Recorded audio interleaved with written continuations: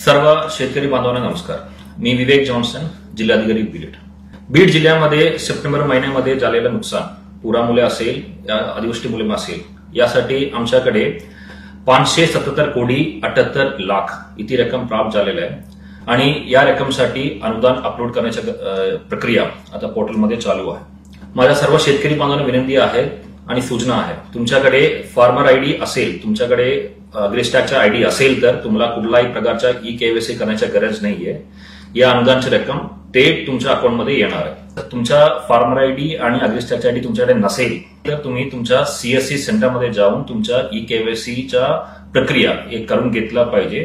त्यासोबतच आपण या अनुदानाच्या लाभार्थीची यादी गावनिहाय सर्व सीएससी सेंटरमध्ये, त्यासोबत तलाठी ऑफिस, ग्रामपंचायत भवनमध्ये सुद्धा दाखवणार आहे।